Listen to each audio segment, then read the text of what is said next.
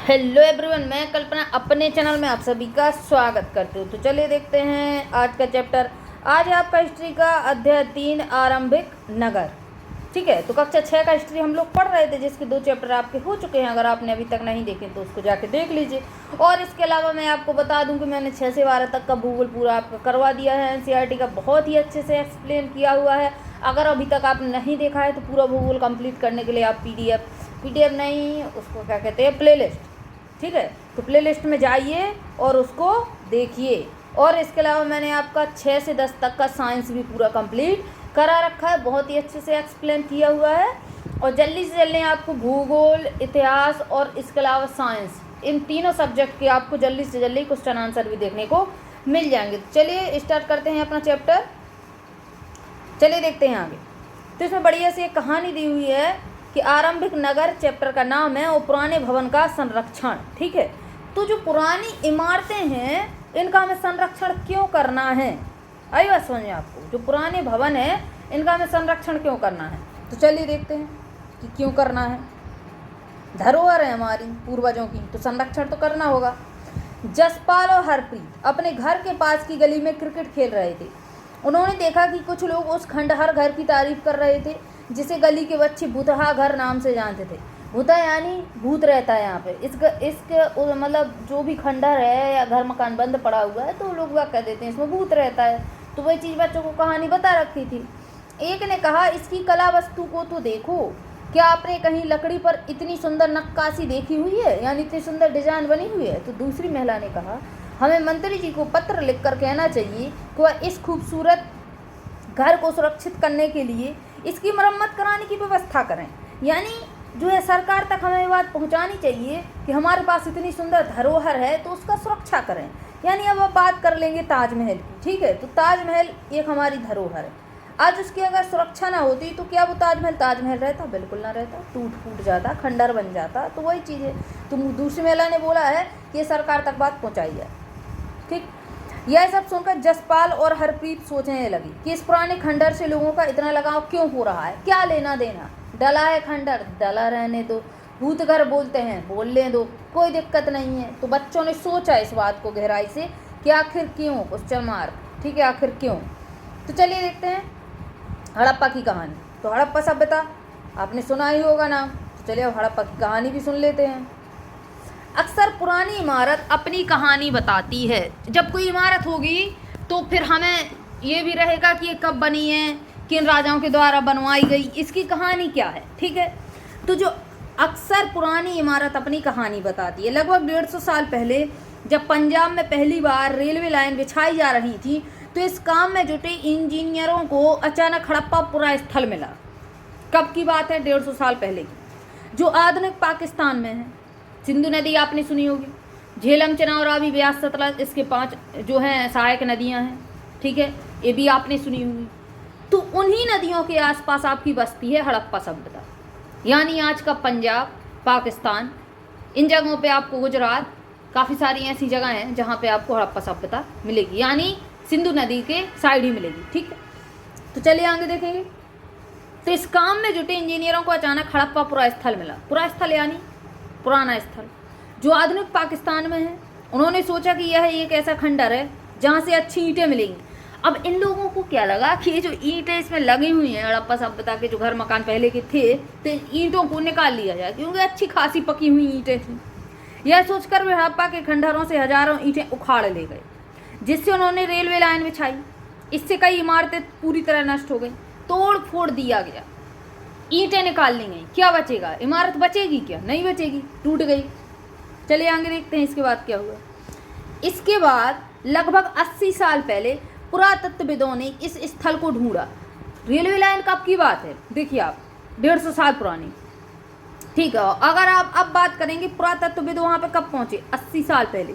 यानी railway line के लिए ईंटें 70 साल पहले निकाल ली गई थी, खोज के 70 साल पहले। चलिए आगे देखते हैं क्या हुआ और आगे। तब पता चला कि यह खंडर उपमहाद्वीप के दूसरे पुराने शहरों में से एक है। चूंकि इस नगर की खोज सबसे पहले हुई थी, इसलिए बाद में मिलने वाले इस तरह के सभी पुरास्थलों में जो इमारतें और चीज़ें मिली उन्हें हड़प्पा सभ्यता की इमारतें कहा गया। यानी जो हड़प्पा सभ्यता थी, ये नगर इनको सबसे पहले मिला। इसके बाद यहाँ पे बहुत सारे नगर थे, ठीक है, कालीबंगा, धौलागिरी। तो इन सब को क्या बोला गया? हड़प्पा सभ्यता की इमारतें, ठीक है, हड़प्पा सभ्यता की इमारतें बोला गया, यानी उनको फिर अलग अलग नाम नहीं दिए गए। इन इमारतों का निर्माण लगभग 4700 साल पहले हुआ, ठीक है। तो अब वैज्ञानिकों के द्वारा पता चला कि इनका जो निर्माण हुआ कब हुआ? 4700 साल पहले। लगाइए अंदाजा, आज से 4700 साल पीछे जाइए, चलिए आगे देखेंगे। प्रायः पुरानी इमारतों को तोड़कर उनकी जगह नए भवन बनवाए गए। क्या तुम्हें लगता है कि पुरानी इमारतों को सुरक्षित रखना चाहिए?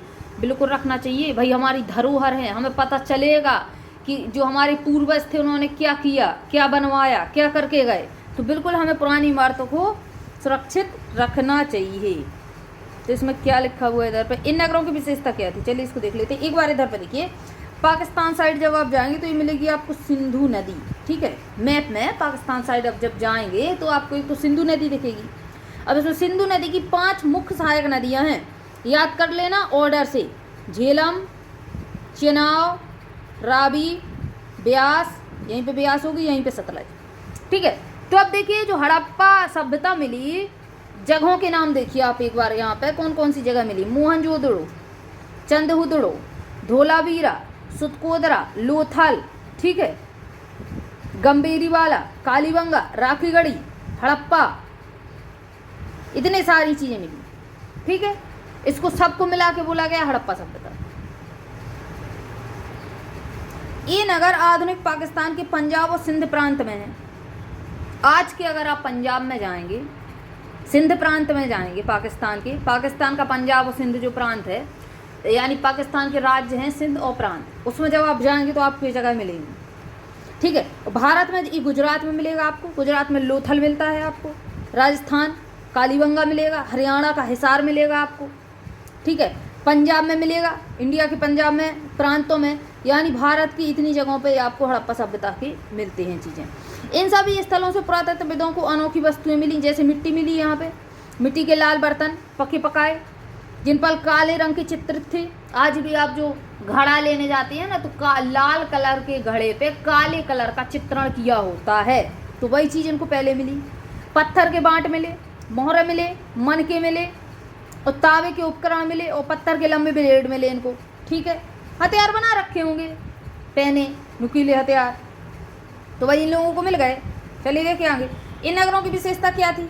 तो इन नगरों की विशेषता देख लीजिए। इन नगरों में से कई को 2 या उससे ज़्यादा हिस्सों में विभाजित किया गया। अभी हिस्सों का क्या मैटर था? हिस्सों का क्या मैटर था?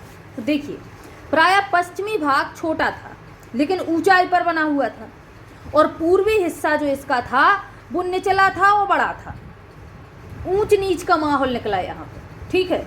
सीधी सी बात है कि ऊंचे वाले स्थान पे बड़ी जाति के लोग रहते होंगे, या फिर राजा महाराजा रहते होंगे, और नीचे जाति के या नीचे जो है आपके नीचे लोग कहाँ रहते होंगे? नीचे वाले हिस्से में 2 पोर्शन था, यानी जाति का विभाजन था या फिर ऊंच नीच का विभाजन था, ठीक है। ऊंचाई वाले भाग को पुरातत्वविदों ने नगर दुर्ग का, अब इसको याद रखिएगा, एग्जाम सीधा सीधा पूछता है कि हड़प्पा सभ्यता में जो ऊंचाई वाला भाग था उसको क्या कहा गया? तो उसको दुर्ग कहा गया, नगर दुर्ग, नगर दुर्ग। और निचले हिस्से को निचला नगर कहा गया। दोनों हिस्सों की 4 दीवारें पकी ईंटों की बनाई हुई थी। इसमें जो दीवारें मिली वो पकी हुई ईंटों की बनी थी, तभी तो रेलवे लाइन के लिए इसको निकाला गया था। अच्छी खासी ईंटें थी पकी पकाई, और हजारों साल बाद आज तक उनकी दीवारें खड़ी हुई थी। टूटी नहीं थी दीवारें, गिरी नहीं थी, खड़ी थी, मिट्टी में दब चुकी थी। अब वजह पता नहीं कि धूल मिट्टी से दबी या फिर बाढ़ आने से दबी, ठीक है। दीवार बनाने के लिए ईंटों की चिनाई इस तरह करते थे जिससे कि दीवारें खूब मजबूत हो, इतनी मजबूत थी कि वो गिरी नहीं। चलिए आगे देखेंगे। कुछ नगरों के नगर दुर्ग में कुछ खास इमारतें बनाई गई थी। मिसाल के तौर पर मोहनजोदड़ो में खास तालाब बनाया गया था। अगर आपको मोहनजोदड़ो के बारे में जानना है तो ऋतिक रोशन की आपकी मूवी है मोहनजोदड़ो, उसको देख लीजिए, काफ़ी चीज़ें काफ़ी हद तक समझ में आएंगी। टोटल उसमें हिस्ट्री नहीं बताई गई है ना, आपको पूरा सच्चाई मिलेगा, लेकिन आपको कुछ कुछ चीज़ें उससे अंदाज़ा लग जाएगा मूवी से। यूट्यूब पे आपको मिल जाएगी, आराम से देख लीजिएगा। अब इस मोहनजोदड़ो में खास तालाब बनवाया गया था। तालाब किसके लिए बनाएंगे? स्नान करने के लिए। तो उस तालाब को नाम क्या देंगे? जिसे पुरातत्वविदों ने महान स्नानागार कहा। क्यों? क्योंकि ये बड़ा था, इसलिए इसको महान स्नानागार कहा गया। इस तालाब को बनाने में ईंट और प्लास्टर का उपयोग किया गया। उस समय पे क्या हुआ कि ईंट और प्लास्टर का इस्तेमाल किया गया उस समय पे। इसमें पानी का रिसाव रोकने के लिए प्लास्टर के ऊपर चारकोल की परत चढ़ाई गई, यानी एकदम स्विमिंग पूल अच्छा खासा बनाया गया। ये स्विमिंग पूल हमारी आज की देन नहीं है, हड़प्पा सभ्यता की बात है। इस सरोवर में दो तरफ से उतरने के लिए सीढ़ियां बनाई गई और चारों ओर कमरे बनाए गए। कमरे क्यों बनाए गए? कमरे बनाए गए नहाने के बाद कपड़े चेंज करने के लिए, ठीक है। यानी हर सुविधा थी वहाँ पे, ऐसा नहीं था कि लापरवाही थी, सब सुविधा थी। चलिए आगे देखिएगा, सीढ़ियाँ भी लगाएंगे, कोई फिसले ना। इसमें भरने के लिए पानी कुओं से निकाला जाता था, उपयोग के बाद इसे खाली कर दिया जाता था। कितनी अच्छी सुविधा थी महान स्नानागार में। शायद यहाँ विशिष्ट नागरिक विशेष अवसरों पर स्नान किया करते थे, रोज तो ये कर नहीं पाते। आज हम लोग भी स्विमिंग पूल में अगर एंजॉय करने जाते हैं तो रोज नहीं जाते, ऐसा इन लोगों का होता था। रोज नहीं जाते होंगे कि रोज कुआं से पानी पूरा स्विमिंग पूल भरेंगे और पूरा खाली करेंगे दिन पे दिन, क्या करेंगे? ऐसा थोड़ी ना चलेगा, बहुत काम रहते हैं। तो कभी कभी जाते थे, कब जाते होंगे? हो सकता विशेष अवसर इनके होते होंगे, जैसे अपनी बुड़की होती है, बुड़की पे हम लोग जाते हैं नहाने, है ना, तो वही चीज़ होती होगी इनके पास में। चलिए देखिए आगे, कालीबंगा और लोथल जैसे अन्य नगरों में अग्निकुंड मिले।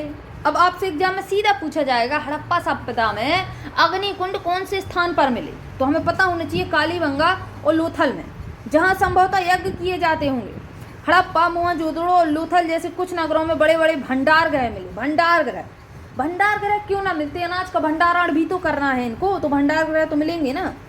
चलिए देखिए आगे, चलिए आगे देखते हैं। तो ये देखिए इधर पे अगर आप नज़र डालेंगे तो ये आपका महान स्नानागार बना हुआ है। ये देखिए इधर बढ़िया सी सीढ़ियाँ और ये अगल बगल ये रूम रहे आपके, ये रहे रूम, दिख रहे होंगे आपको, है ना। कितना बढ़िया डिजाइन किया हुआ है। इधर से सीढ़ी, इधर से आराम से आप चल के जा सकते, फिसलेंगे नहीं। फिर चढ़ने के लिए भी सीढ़ी, बढ़िया बढ़िया एकदम डिजाइन किया हुआ है इसको। चलिए आगे देखिए, भवन, नाले और सड़कें किस तरह से व्यवस्था थी पूरे शहर की, ये चीज़ देखिए आप, है ना। देखते हैं नाले किस तरीके के बनाए गए थे, सड़कें किस तरीके की बनाई गई थी। इन नगरों के घर आमतौर पर 1 या 2 मंजिला होते थे। घर के आंगन के चारों ओर कमरे बनाए जाते थे, पहले बीच में आंगन रहेगा, ठीक है। इस तरीके से बनेगा। एक बार मैं आपको बना के दिखाऊं तो किस तरीके से बनेगा। ये तो आपको मान लीजिए प्लॉट है, ठीक है। अब इस प्लॉट में देखिए इधर पे इधर आपको रूम कटवा दिए जाएंगे इस प्रकार से चारों तरफ, ठीक है। और इधर आपका बीच में बढ़िया सा रहेगा आंगन। आई बात समझ में, बीच में बढ़िया सा आंगन है। तो वही चीज़ बता रहा है कि जमीन पर बढ़िया चारों तरफ से आपके मकान मिलेंगे और बीच में क्या मिलेगा? बीच में आंगन मिलेगा। तो इस तरीके से घर की डिजाइन बनाई जाती थी। चलिए देखते हैं आगे। घर के आंगन के चारों तरफ कमरे बनाए जाते थे। अधिकांश घरों में एक अलग स्नानागार होता था और कुछ घरों में कुएं भी मिलते थे, ठीक है। आम बात है, कुएं मिलेंगे पानी के लिए और एक स्नानागार मिलेगा। चलिए आगे देखिए, कई नगरों में ढके हुए नाले थे। ढके हुए ही नाले मिलेंगे आपको अधिकतर। क्यों? क्योंकि देखिए सीधी सी बात है, बदबू आएगी नाले से, है ना। इसका रेड कलर ग्रीन कर देते हैं इसको थोड़ा पतला कीजिएगा। चलिए अब देखते हैं। इन्हें सावधानी से सीधी लाइन में बनाया जाता था। नाले हैं, सड़क इस प्रकार से निकली तो ऐसे थोड़ी ना नाला बनाएंगे कि ये बेसरपी चाल से उसको चलाएंगे। बढ़िया सीधा सा नाला इधर से साइड से निकलेगा। आज भी वही स्थिति है, ऐसे सीधी सी लाइन निकलेगी सड़क के किनारे से, है ना। हर नाली में हल्की ढलान होती थी ताकि पानी आसानी से बह सके। एकदम व्यवस्थित थी चीज़ें, ठीक है। अक्सर घरों की नालियों को सड़कों की नालियों से जोड़कर रखा जाता था ताकि जो घर की नालियाँ हैं, आज भी तो वही स्थिति है, घर की नालियों को सड़कों की नालियों से जोड़ दिया जाता है, आज भी तो वही स्थिति है। यानी सीधी सी बातें, डिजाइनें ही पहले की ली गई हैं, यानी हड़प्पा सभ्यता से ही हमने ये डिजाइनें ली हुई हैं जो बाद में बड़े नालों में मिल जाती हैं। नालों के ढके होने के कारण इनमें जगह जगह पर मेन होल बनाए जाते थे जिनके जरिए इनकी देखभाल और सफाई की जाती थी। देखिए सीधी सी बात है, ये रहे नाले, ठीक। अब इधर पे जंगला ऐसे लगाए जाते थे, लोहे की जाली डाल दी जाती थी। मतलब अपने समय पे अभी लोहे की जाली डाल दी जाती है, उस समय पे लोग मैन होल बनाते थे, ठीक है। अब अभी क्या होता है, इस जाली को खोला जाएगा, इधर से नाले की सफाई की जाएगी। ठीक है, तो वही चीज़ पहले थी, जगह जगह पे मेन होल बनाएंगे, फिर उसको खोल खाल के साफ किया जाता था। चलिए आगे देखिएगा, जिनके जरिए इसकी देखभाल और सफाई की जाती थी। घर, नाले और सड़कों का निर्माण योजनाबद्ध तरीके से एक ही साथ किया जाता था, यानी सीधी बात है, डिजाइन करके घर बनाया जाता था। ये ईंटों की चिनाई दिखा रहा है, देख लीजिए इधर पे, इधर पे देखिए, नगरीय जीवन था इनका बढ़िया सा। देखिए इधर पे नाली ये बनी हुई है आपकी नाली, देखिए इधर कितनी काय देखी नाली, घर घर से इधर से ये जुड़ा हुए नाली, इधर से जुड़ा हुआ है नाली, सड़क वाली नाली से, ठीक है, सड़क वाले नाले से जोड़ देते हैं। चलिए देखिए आगे, नगरीय जीवन देखिए हड़प्पा सभ्यता का।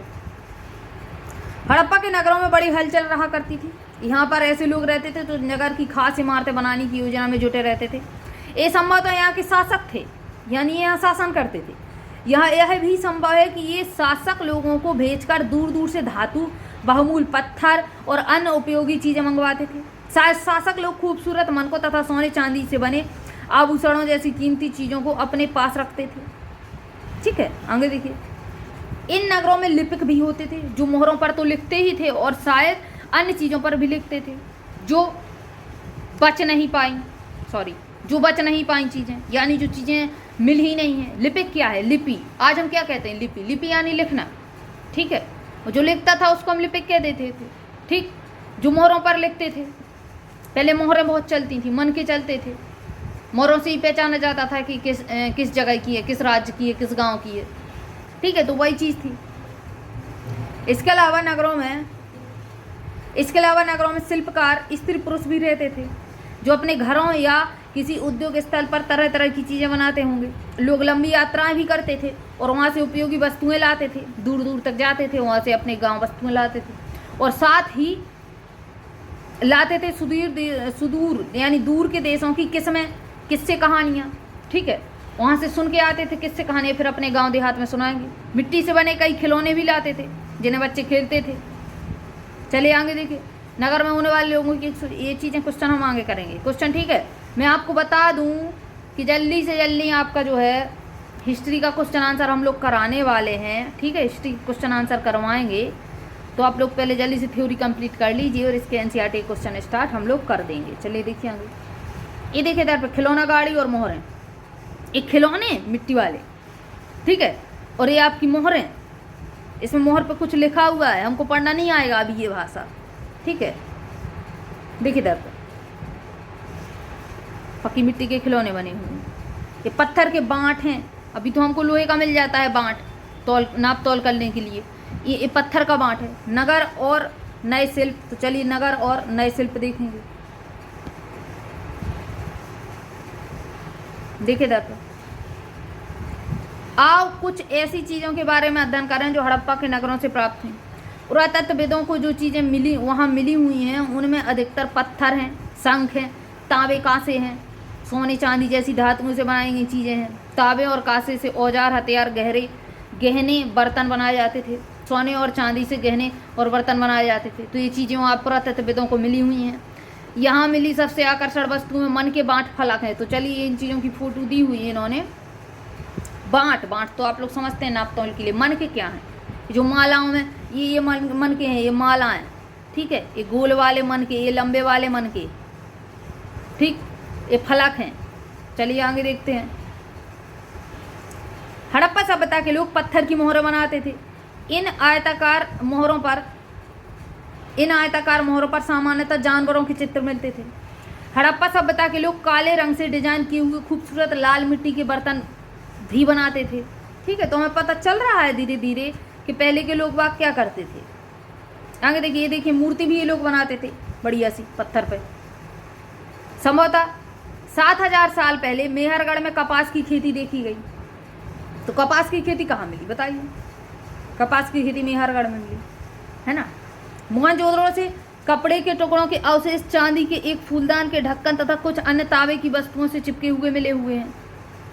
ठीक है, पक्की मिट्टी मिली हुई है। तब फयांस से बनी तकलियाँ सूत कताई का संकेत देती हैं। अभी फयांस देखेंगे क्या होता है, आगे लिखा हुआ है। छोटी छोटी चीज़ें हैं। एग्जाम में सीधा पूछेगा कि हड़प्पा सभ्यता जब थी तो फयांस किस चीज़ को कहते थे, फयांस से क्या तात्पर्य है, तो हमें बताना होगा कि फयांस उस समय पे क्या होता था। तो एक एक शब्द को ध्यान दीजिएगा। इनमें से अधिकांश वस्तुओं का निर्माण विशेषज्ञों ने किया था। विशेषज्ञ उसे कहते हैं जो किसी खास चीज को बनाने के लिए खास प्रशिक्षण लेता है। यानी विशेषज्ञ क्या है? मान लीजिए मैंने आपको पढ़ाया है, मुझे सबसे अच्छा मेरा सब्जेक्ट भूगोल है, यानी भूगोल में विशेषज्ञ, ठीक है। यानी भूगोल अच्छा खासा बनता है। कोई चीज़ जब हमें अच्छी खासी बनती हो तो उस चीज़ के हम विशेषज्ञ हो जाते हैं। किसी खास चीज़ को बनाने के लिए खास प्रशिक्षण लेता है।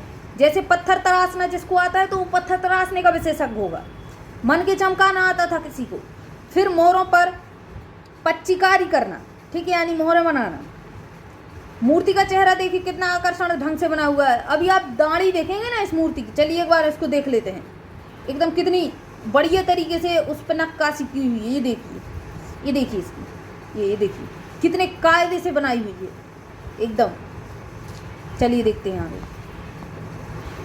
है ना। चलिए आगे देखेंगे इसमें। यह किसी विशेषज्ञ मूर्तिकार का ही काम है। नॉर्मल इंसान इसको नहीं बना सकता। हर व्यक्ति विशेषज्ञ नहीं हो सकता, हमें यह पता है। सीधी सी बात है कि किसी व्यक्ति को कुछ काम अच्छा आता है, ऐसा इसका मतलब ये नहीं कि दुनिया का हर काम अच्छा कर लेगा, ठीक है। कोई पढ़ाता है, कोई एक्टिंग करता है, कोई खेती किसानी करता है, तो सब अपने ही क्षेत्र में निपुण होते हैं लोग बाग।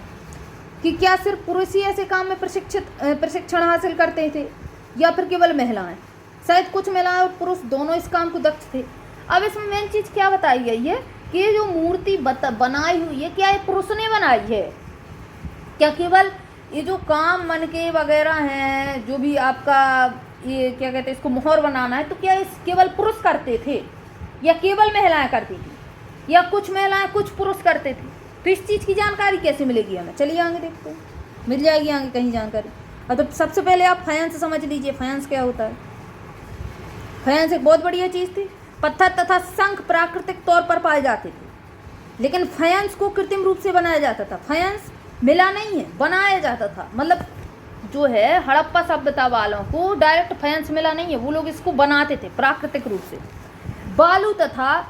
बालू या स्थपित पत्थरों के चूड़ को गोंद में मिलाकर उनसे वस्तुएं बनाई जाती थी। सीधी बात है, जैसे हम गीली मिट्टी कर लेंगे, फिर गीली मिट्टी से कुछ भी बना सकते हैं। उसी प्रकार से इन लोगों ने पहले फायंस बनाया। फायंस यानी पहले बालू और गोंद का चूर्ण मिला के उसको मिक्स किया। इसके बाद उन वस्तुओं पर एक चिकनी परत चढ़ाई। अब जिस आकृति बनानी है वो बना सकते हैं। अब वो खुरदारी होगी तो उस पर एक परत पे क्या किया, चिकनी मिट्टी चढ़ा दी, चिकनी परत चढ़ा दी।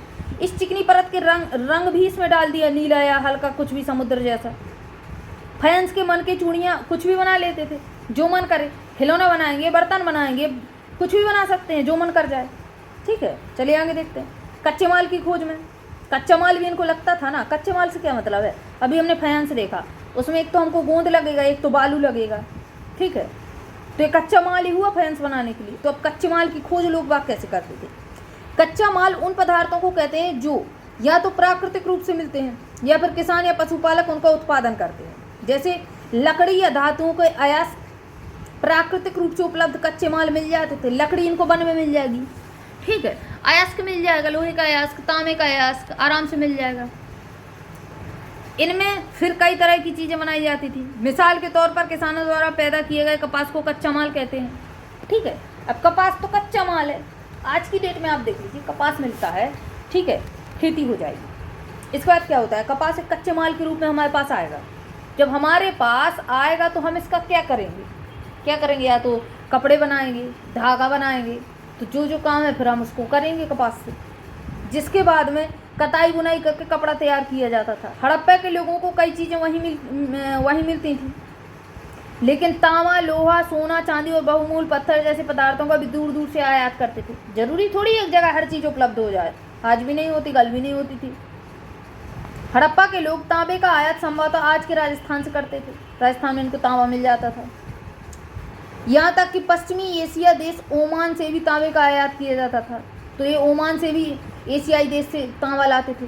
कांसा बनाने के लिए तांबे के साथ मिलाई जाने वाली वस्तु टिन थी, ठीक है। टिन का आयात आधुनिक ईरान से क्या किया करते थे? बताइए आप, कितनी गजब की चीज़ है। कांसा बनाने के लिए तांबे के साथ मिलाई जाने वाली धातु क्या करते थे? कांसा बनाने के लिए तांबे में क्या मिलाते थे? टिन मिलाते थे। यानी तांबा ठीक है, +10 इक्वल कांसा। सीधा सीधा क्वेश्चन एग्जाम में आता है कि कांसा बनाने के लिए तांबे में क्या मिलाया जाता है, या फिर जो कांसा होता है वो किस किस का मिश्रण होता है। तो याद रखिए, इसका कलर चेंज कर लेते हैं, रेड करेंगे अब इसको आज। ठीक, चलिए देखेंगे। सोने का आयात आधुनिक कर्नाटक से किया जाता था। ठीक है, KGF भी देखी होगी आपने, कर्नाटक वाली। ठीक है, KGF मूवी है ना, रॉकी बाई वाली, उसमें भी दिखाया गया है सोना ही सोना है ना, कर्नाटक में सोना है। बहुमूल्य पत्थर का आयात गुजरात से किया जाता था, ईरान से किया जाता था और अफगानिस्तान से किया जाता था उस समय पे। अब इधर पे आप देखिए कितनी बढ़िया सी इधर पे आपको खिलौना गाड़ी आपको मिलेगी और ये मोहर है ना। तो चलिए अब आगे देखेंगे। नगरों में रहने वालों के लिए भोजन। अब जो लोग रहते थे वो खाते क्या थे? लोग नगरों के अलावा गांव में भी रहते थे, वे अनाज उगाते थे और जानवर पालते थे। किसान और चरवाही ही शहरों में रहने वाले शासकों, लेखकों और दस्तकारों को खाने के सामान देते थे। अब लेखक हैं या दस्तकार हैं, अभी खेती किसानी नहीं करते तो क्या खाएंगे, कहाँ से आएगा इनके पास खाने के लिए? तो वो किसान ही देते थे इनको। अब किसान को चाहिए जो चीज़ वो इन लोगों से ले लेते थे, है ना। पौधों के अवशेषों से पता चलता है कि हड़प्पा के लोग गेहूं, जौ, दालें, मटर, धान, तिल, सरसों उगाते थे। तो ये सब चीज़ें लोग उगाते थे। चलिए देखिए आगे। जमीन की जुताई के लिए हल का प्रयोग एक नई बात थी। हड़प्पा काल के हल तो नहीं बच पाया, जो हड़प्पा काल में हल यूज किया हुआ था वो तो नहीं बचा, लकड़ी का किया होगा, लकड़ी के फाल बनाए होंगे, क्योंकि भी प्राय लकड़ी से बनाए जाते थे। लेकिन हल के आकार के खिलौने मिले हैं। खिलौने क्यों मिले? यानी बड़ा हल भी बनाया जाता होगा, कन्फर्म नहीं है। लेकिन जब बच्चे खेलते थे, आज हम ट्रैक्टर गाड़ी, घोड़ा गाड़ी बच्चों के लिए लेते हैं मार्केट से, तो वो खिलौने तब बनाए जाते हैं जब रियलिटी में भी हमारे पास रहता है गाड़ी, होता है या नहीं? 4 पहिया गाड़ी होता है, खिलौने में भी मिलेगी, रियल में भी मिलेगी, है ना। इस क्षेत्र में बारिश कम होती है, इसलिए सिंचाई के लिए लोगों के लिए तरीके अपनाए। लोगों ने क्या किया? सिंचाई के लिए अलग अलग तरीके अपनाए। संभव तो पानी का संचय किया जाता होगा और ज़रूरत पड़ने पर उससे फसलों की सिंचाई की जाती होगी, है ना। हड़प्पा के लोग गाय, भैंस, भेड़ और बकरियां पालते थे। बस्तियों के आसपास तालाब और चारागाह होते थे, लेकिन सूखे महीनों में मवेशियों के झुंडों को चारा पानी की तलाश में दूर दूर तक जाना होता था। ये देखिए बढ़िया सा हल बना हुआ है लकड़ी का, है ना। तो चलिए अब आगे देख लेंगे। दूर दूर तक ले जाया जाता था। वे बेर जैसे फलों को इकट्ठा करते थे, मछलियाँ पकड़ते थे और हिरण जैसे जानवरों का शिकार भी करते थे। ठीक है, तो ये चीज़ें होती थी।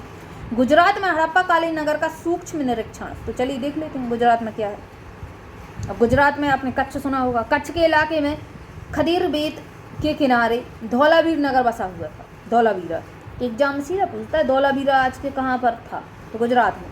वहाँ साफ पानी मिलता था और ज़मीन उपजाऊ थी। जहाँ हड़प्पा सभ्यता के कई नगर 2 भागों में विभक्त थे, वहीं धौलावीरा नगर को 3 भागों में विभक्त किया गया था। क्यों? देखिए, इसके हर हिस्से के चारों ओर पत्थर की ऊंची ऊंची दीवारें बनाई गई। इसके अंदर जाने के लिए बड़े बड़े प्रवेश द्वार बनाए गए। इस नगर में एक खुला मैदान भी था जहां सार्वजनिक कार्यालय आयोजित किया जाता था, है ना। हॉल टाइप का था। ठीक है, कुछ कार्यक्रम होगा सार्वजनिक, काफ़ी लोग आएंगे तो बैठ जाते थे अपने इकट्ठा। यहाँ मिले कुछ अवशेषों से हड़प्पा लिपि के बड़े बड़े अक्षरों को पत्थर से खुदा पाया गया। ठीक है, पत्थर के द्वारा खुदवाई गई वहाँ पे लिपि हड़प्पा काल की। इन अभिलेखों को संभवतः लकड़ी में जड़ा गया, लकड़ी में इसको जड़ा दिया गया।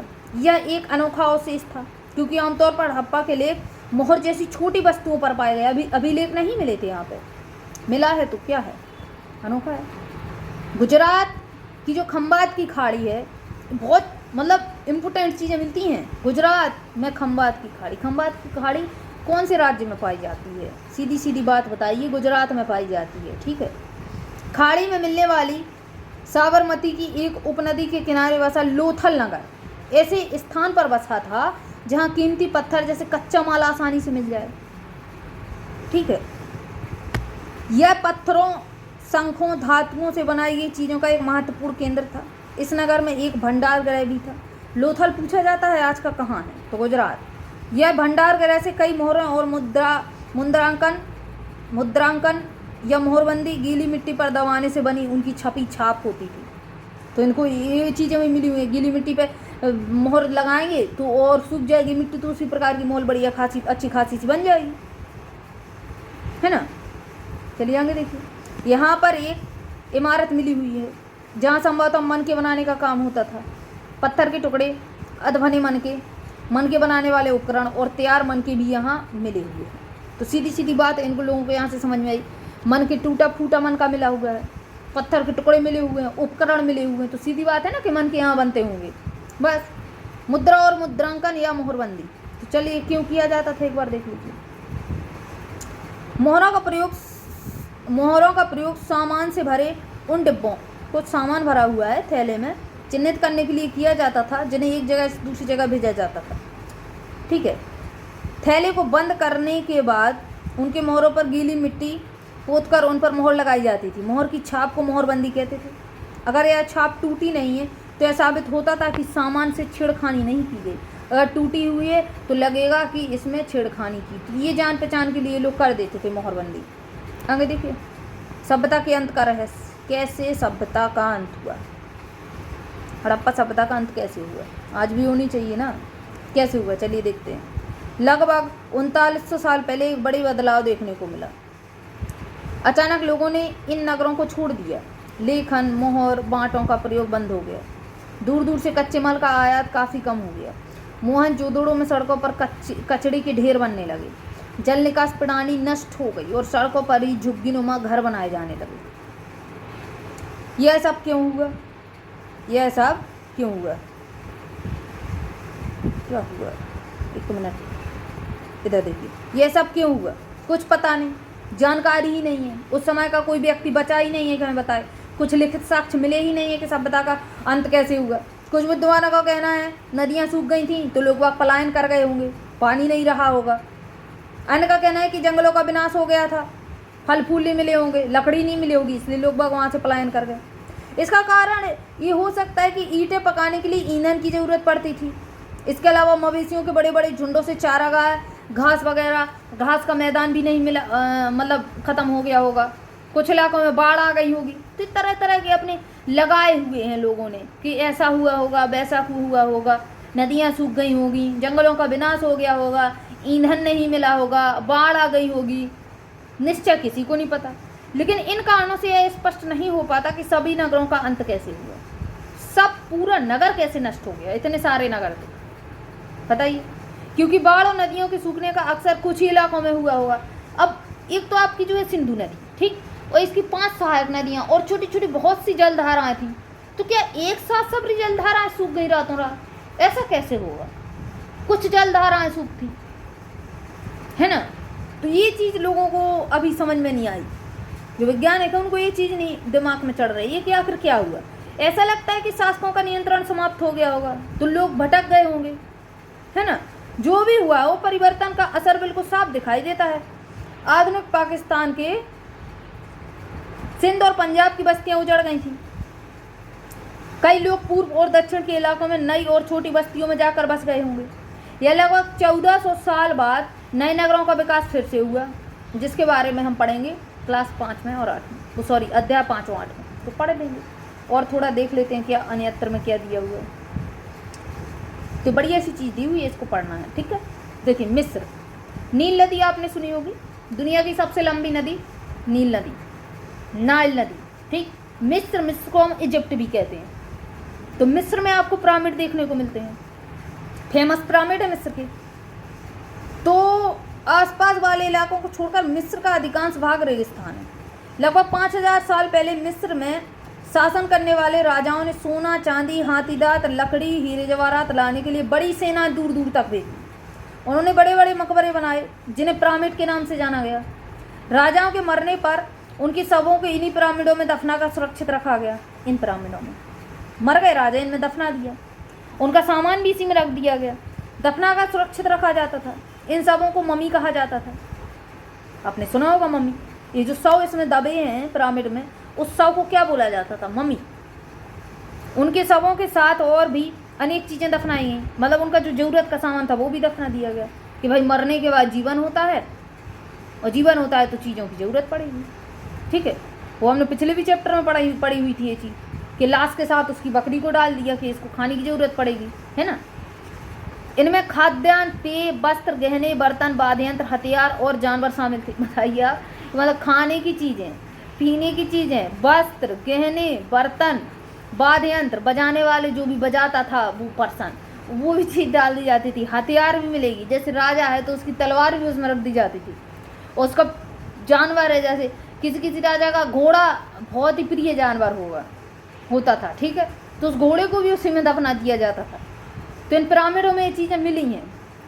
कभी कभी शव के साथ उनके सेवक सेविकाएं भी दफना दिए जाते थे। बताइए मतलब कितना अत्याचार कि राजा मरा तो मरा, उसके शव के साथ सेवक सेविकाएं भी दफना दिए उसमें।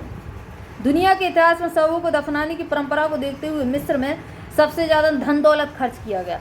भाई ये लोग मतलब गहने दफना देते थे साथ में। अब राजा है, राजा कितना सारा पहन के रखता था गहना है, और वो गहना राजा के मरने के बाद उसी के साथ दफना दिया जाता था। तो ये चीज़ मिस्र में देखने को मिली है। चलिए ये चैप्टर तो आपके इधर पर समाप्त हो गया, छोटा सा चैप्टर था। आगे देखेंगे कल नया चैप्टर नेक्स्ट वीडियो में। और इसके अलावा क्वेश्चन आंसर तो मैं आपको करा दूंगी जैसे ही ख़त्म होगा कक्षा 6 का। कोई उपयोगी शब्द भी आपको PDF के सहित मिलेंगे। तो अगर आपको वीडियो पसंद आया हो पढ़ाना तो इसको आप लाइक कर दीजिए, ज़्यादा से ज़्यादा शेयर कर दीजिए, और चैनल पर अगर नए हैं तो सब्सक्राइब कर लीजिए। और मिलते हैं कल नई वीडियो के साथ, तब तक के लिए जय हिंद, जय भारत।